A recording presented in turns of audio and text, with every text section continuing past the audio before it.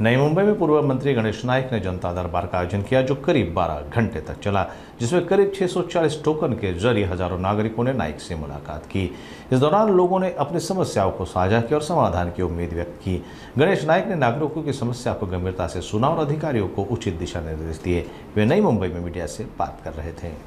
या सर्व लोकांना जर त्या दिलासा मिळण्याकरता आणखी 100 कोटी रुपये खर्च करायला लागले दर वर्षभरात, नो प्रॉब्लेम, आपण करून घेऊ. ते महापालिकेचं उत्पन्न जे कुठे कुठे लिकेज आहेत ना, ते सगळे मला माहिती आहेत. ते सगळ्या दुरुस्त्या करून टाकू आपण. हे बघा, आता साधारणपणे आपल्या गावामध्ये एफएसआय 3-4 एफएसआय वापरला गेलाय. आता त्यामध्ये लक्षात आलं का की दुकानं मकान म्हणजे कोणाचा पायबंद नाही झाला.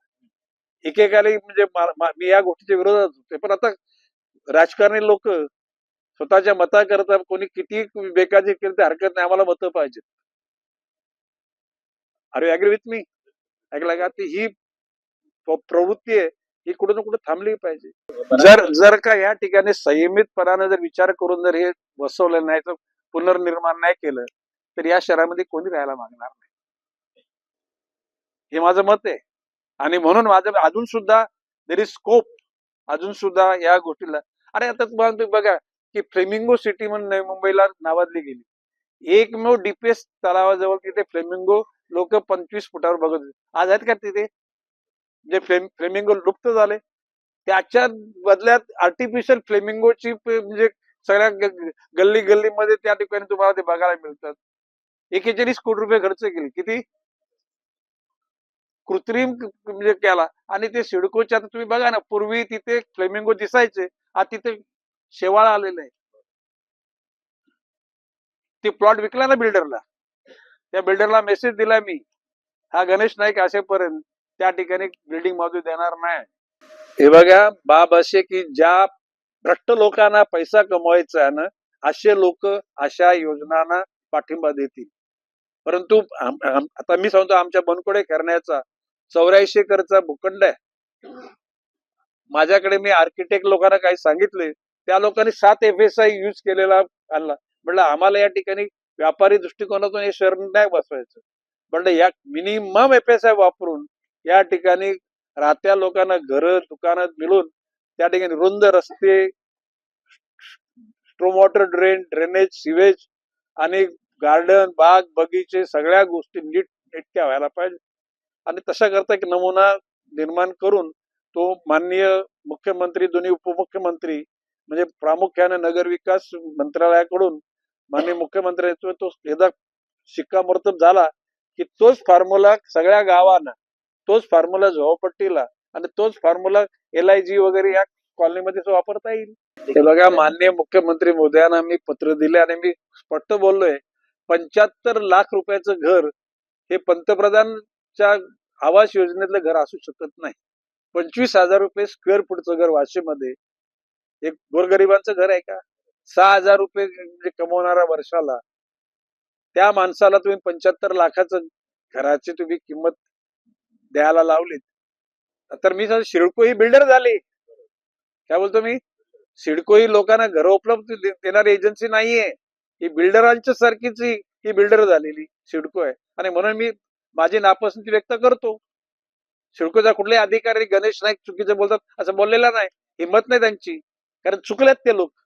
अरे सिडको टर्मिनल, त्या ठिकाणी सानपाडा, जुईक स्टेशन, नेरूळ स्टेशन, या ठिकाणी कार पार्किंगची व्यवस्था नाही, बिल्डिंग बांधल्या.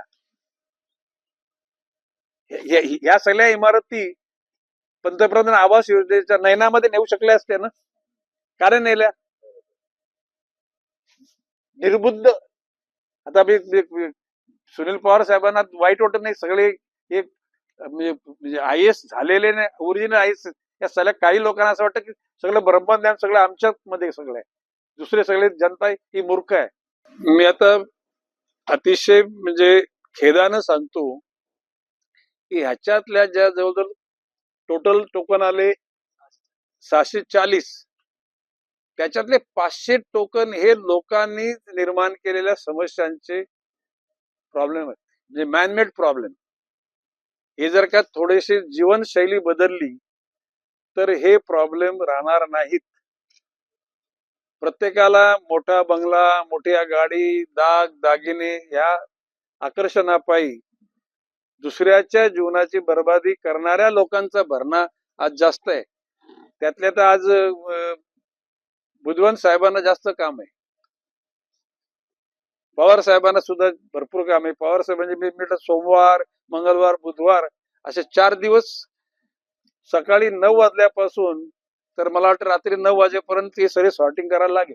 कोणाला आता बाब असे की मला ह्या गोष्टीचा तसा आनंद नाही वाटत. आनंद वाटतो की लोक समस्या घेऊन येतात. काही लोकांच्या डोळ्यातून अश्रू आले. It was very difficult to bear. म्हणजे लिटरली आपल्या डोळ्यातून पण अश्रू यायचंच बाकी राहिलं.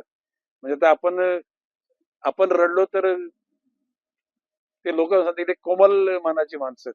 मी कठोर आहे, परंतु हे ज्याला माणसाने स्वतःच्या स्वार्थाकरता दुसऱ्याच्या जीवनाचा विचार न करता ज्यावेळेला असे वागतात त्याच्यातून या समस्या जास्त नाही. नॅचरल प्रॉब्लेम फार कमी आहेत. आपसामधले मतभेद, कुटुंबातले भाऊ भावाला म्हणजे बर्बाद करायला निघालेले. आणि खरं म्हणजे तर मी या सगळ्या अधिकाऱ्यांचे कौतुक करतो.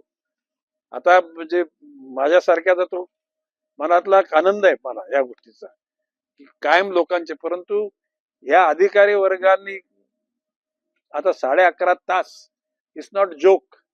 म्हणजे खरं म्हणजे तर म्हणजे कोणी जेवला पण नाही, खावला पण नाही. जेवला कोणी नाही जेवला. ओके. म्हणजे खरं म्हणजे मी एकच सांगेन की ज्या दिवशी लोकांच्या सुखदुःखाशी समरस होऊन ज्याला काम करता माणूस ना त्याला भूकच पण लागत नाही. आणि आता ही एनर्जी कशातून आलेली आहे की लोकांच्या दुःख दूर करण्याचा प्रामाणिकपणे प्रयत्न केल्यामुळे आलेला आहे.